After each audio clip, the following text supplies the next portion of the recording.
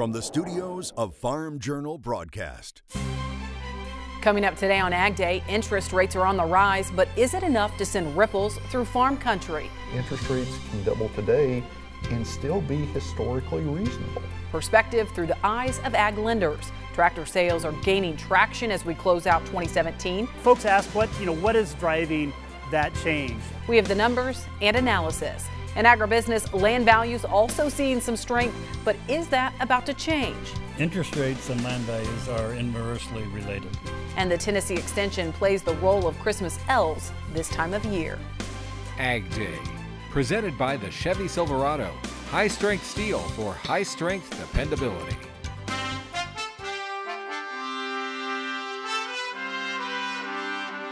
Good morning, I'm Tyne Morgan. Clinton Griffiths is on assignment. The Federal Reserve wrapping up their final meeting of the year, and the strength of the U.S. economy provided enough fuel for the Fed to raise the benchmark interest rate for a third time this year. The Federal Reserve bumping the rate up to 1.5%. That's up from the current 1.25%.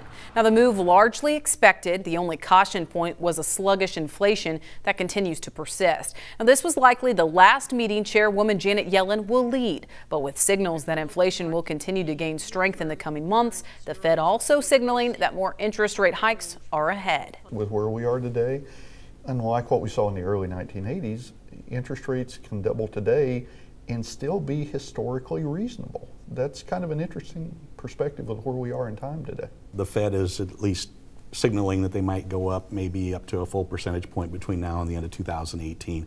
Definitely our producers can handle something like that.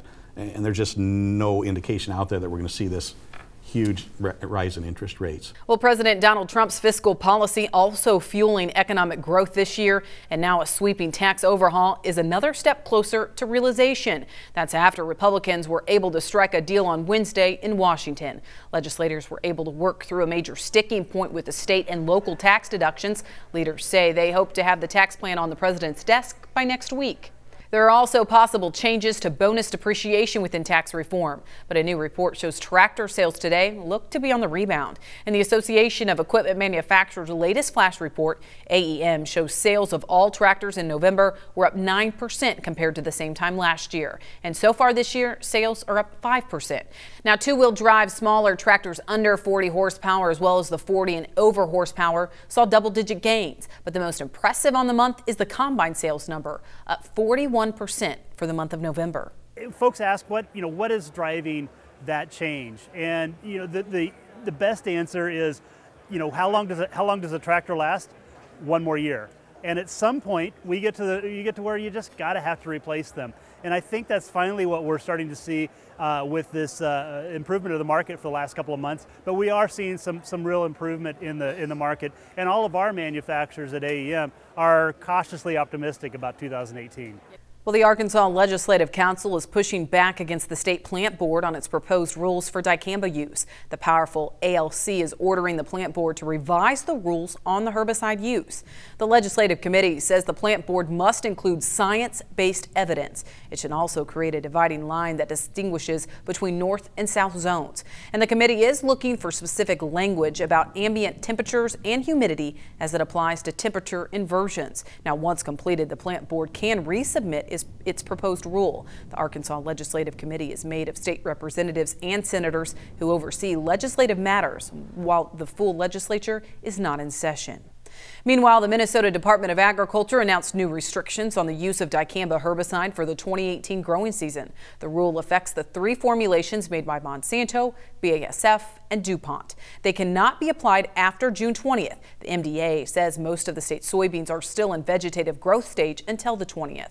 Also, the herbicide cannot be applied in air temperatures above 85 degrees, and since all three formulations are restricted use, they can only be applied by certified applicators. Mike Hoffman joins us now with a look at crop comments. Good morning, Mike. Good morning, Tyne. Here's something we don't show every day. Potatoes in storage from Heartland Farms in Hancock, Wisconsin. This bin holds about 100,000 hundredweight of potatoes when it's completely full. All of the potatoes in this bin is about 20 feet short of a football field in length. Our next photo comes from John Skinner in Warren County, North Carolina. John says the module trucks are running and finishing up another cotton season. Most cotton has been harvested as of now. And taking a look at the weather map, you can see that colder air continues to stream into the east with weak systems causing some areas of snow. We'll have your forecast coming up, but first here are some hometown temps. Farm Journal On Air is the go-to app for American agriculture. AgDay, AgriTalk, U.S. Farm Report, and more. 24/7 access to all of your favorite shows, TV and radio. In your hands, on demand. Farm Journal On Air. Download the app today.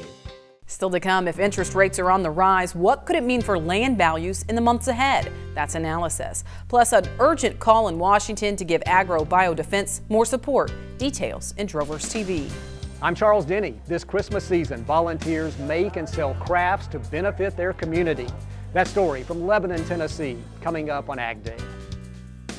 AgDay, brought to you by new Delaro fungicide for corn and soybeans. Achieve personal best yields.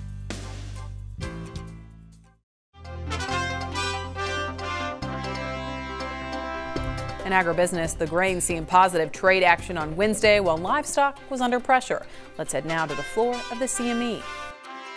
Corn market was mostly higher here on Wednesday and kind of a quiet trade. Moving forward here, demand is going to be a big story. You know, I think most of the trade is pretty comfortable with the U.S. production number from this past growing season. And what we're going to focus on now is demand. U.S. corn's really cheap on the world market. We're very competitive, so I would not be surprised to see export demand improve just a little bit, and we really need to see a lot of that in order to take some of these unneeded bushels off of the balance sheets. And when you're talking about demand, you're talking about weather in South America, and weather in South America should drive this market to some extent, at least during the next several months. You know, of course, if Brazil and Argentina run into weather issues, that can mean better demand for U.S. corn. If they end up with bumper crops, that can mean lesser demand. So a lot hinging on the South American production outlook. Again, Joe Vick from CME Group here in Chicago. Well, Wednesday marked the end of the last Federal Reserve meeting of the year with the decision to raise interest rates. But what impact could that have on commodities, including land values? Clinton Griffiths joins us now from the Agribusiness Desk. Here at the Agribusiness Desk, I have Bob Utterback of Utterback Marketing. All right, Bob, let's talk some of this macroeconomic stuff. And I know as we sit back and look at the Federal Reserve and we look at interest rates and we look at what's happening in the overall economy, there's some things that people are expecting to happen. If we raise interest rates, what's the impact here in agriculture? Interest rates and land values are inversely related. As interest rates go up, land values are under pressure because it costs more. Now, if this tax bill, inside this tax bill, doesn't allow you to write off your interest rates on land purchases to a point, that could have a more detrimental impact. So it's going to start limiting, if not flattening, if not correct, land growth prices for a period of time until grain prices rally. So in this transition, let's say 2-year time horizon, I think is probably about as far as we go out, there's going to be some real pressure that land values will contract because of the tax and the higher interest rates. And the nefarious implication of that is that as banks now have to require greater collateral, right, which is usually land, is now going to take more to cover what the existing debt is. That is reminiscent to a point of what happened in the early 78, 80s through 81 through 87, is that basically land decline was a much more indebted structure then, but land declined and it caused people to be upside and it had to be liquidated. And I think that's the pressure I expect this time next year. If corn prices, if carryover still at 2.3, 2.5, we carry part of our old crop forward, and December corn is south of 350, probably closer to 320 to 310 board with a wide basis. Yeah. So you got cash corn in central Illinois below $3, beans closer to $9, if not lower. That is going to cause, and then it's just a stagnant market after it, not really dropping, but going sideways. That's going to drive corn below the cost. That's going to bring bank pressure in. So it's time to talk to your banker today. Yeah. Not next year when things, talk to him today and say, okay, let's get in front of this curve. What do I have to do? Should I lighten up a little now while land values are still reasonably strong? But as a buyer, I think the time to be buying land is probably 2 years out. Okay. 2 falls from now, I would really be wanting to position myself to buy land. Okay. Well, it is a big macroeconomic picture. And of course, we don't know how much growth we're going to have here nationally anyway. But we have to have economic growth, or the federal deficit issue and the spending issue is going to have to be addressed. And politically, nobody wants to address spending reductions because nobody gets reelected giving you less. That's right. That's a big moving target here. Appreciate it, Bob. Thank you for the insight. We'll be back with more AgDay in just a minute. To talk with Bob one-on-one, call Utterback Marketing Services, toll free at 800-832-1488. Receive a free trial of the Daily Grain Plan newsletter from Roach Ag Marketing. Text Roach to 31313. Start your subscription today by texting Roach to 31313.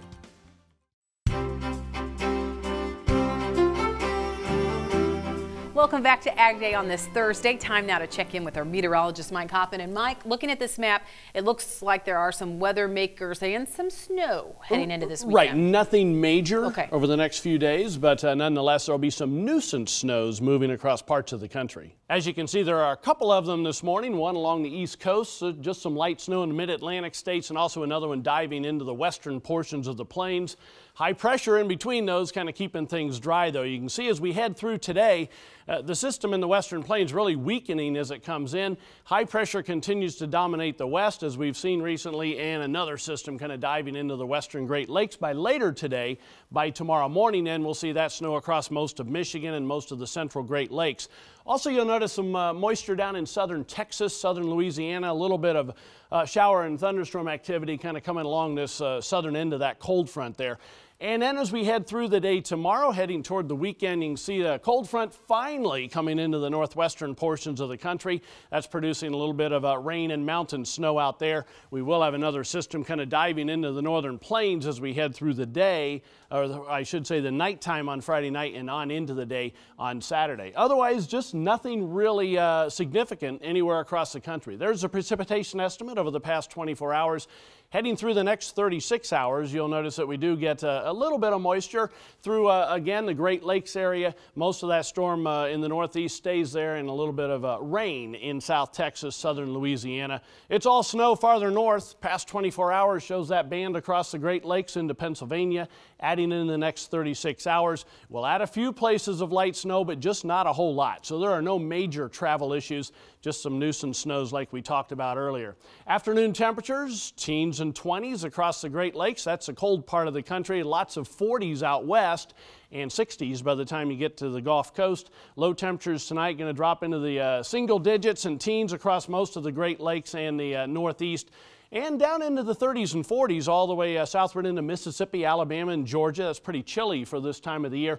More of the same as we head through tomorrow afternoon. Now, here's the jet stream. We've seen this trough for the past couple of weeks in the eastern part of the country. It's continuing for now, but you'll notice as we head through the weekend, things go zonal for a little bit, and then we kind of see another trough digging in for early parts of next week. But there are some changes coming for next week.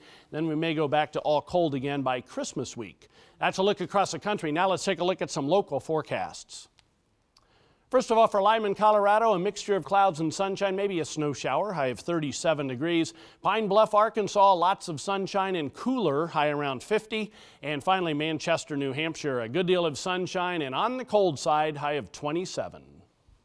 Up next in Drovers TV, the latest on a multi-million-dollar embezzlement case involving a state beef council and how they plan to retrieve those stolen funds.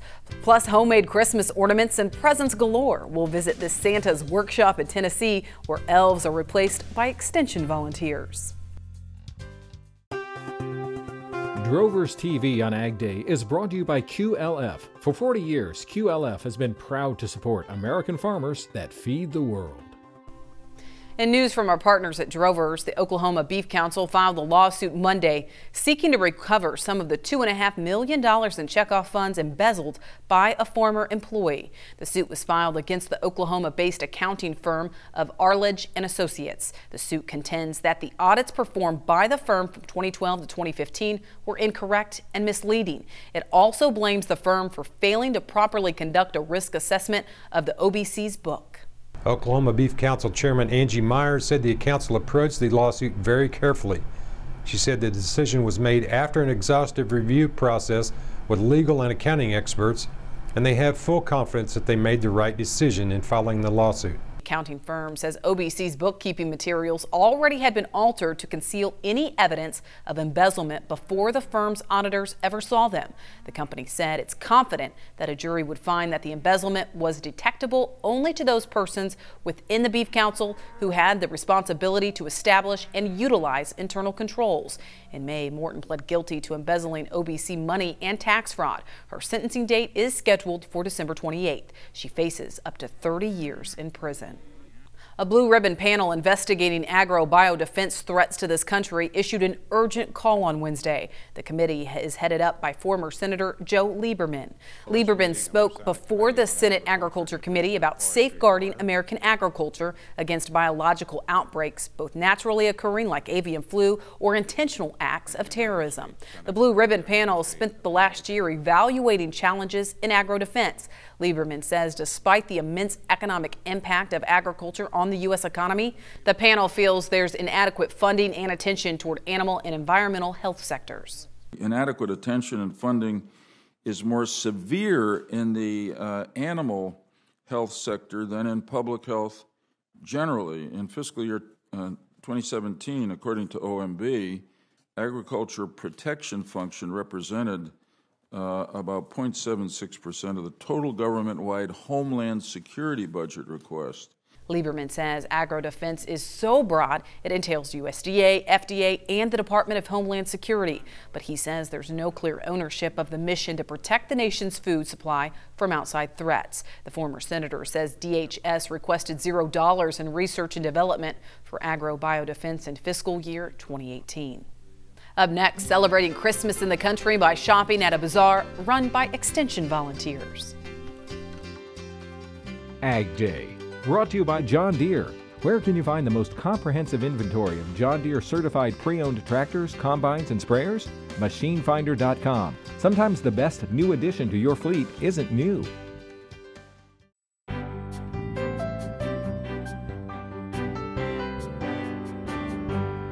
In the country, brought to you by Kubota. See the all-new Commander Pro zero-turn mower at Kubota.com or visit your local Kubota dealer today. The holiday season is a time of giving, store-bought gifts, baked goods, and crafts made with care and affection. In this report provided by UT Institute of Agriculture, Charles Denny shows us the beauty of what's made and how people will benefit. Filling 3 buildings at the Wilson County Fairgrounds, shoppers have plenty of items to browse and buy. In its 5th year and growing, this is the annual Holiday Crafts Bazaar, organized by local family and community education, or FCE clubs, and UT Extension. If it's on your list, it's probably here. Local artisans display crafts, some with a holiday theme, and others that work in your home year-round. We do. We have all kind of crafts here. We have jewelry, anything you would want to buy also for Christmas. We have handmade items, and we have candy. Frances leads Wilson County FCE, and soon she'll turn things over to President-elect Dorothy Dunn. Dorothy says proceeds from some items sold go back into the community. Charities like a local men's center and 4-H. FCE members are also generous with their knowledge. We need to help our fellow man. So this is a way for us to help our fellow man, teaching them, working with them to learn crafts. Back in the heat of August at the Wilson County Fair, the FCE Club had Christmas on the brain. Over the summer, they made more than 600 ornaments and donated them to people impacted by the Sevier County wildfires. Holiday ornaments for people who've lost so much is just one way FCE looks to help others. It's often said the most thoughtful present is one where someone took the time to make it special. And whether you're shopping for gifts or making them, these crafty folks say this bazaar is a great way to get in the seasonal spirit. This is Charles Denny reporting. And Merry Christmas to you. Well, speaking of Christmas, we will once again bring you our special holiday program called Christmas in the Country. Clinton and I will bring you stories that show how people in rural America celebrate the special day. Christmas in the Country airs December 25th right here on AgDay. That's all the time we have this morning. We're so glad you tuned in. For Mike Hoffman and all of us at Ag Day, I'm Tyne Morgan. Have a great day. Ag Day, brought to you by Ram Commercial, America's longest lasting heavy duty pickups.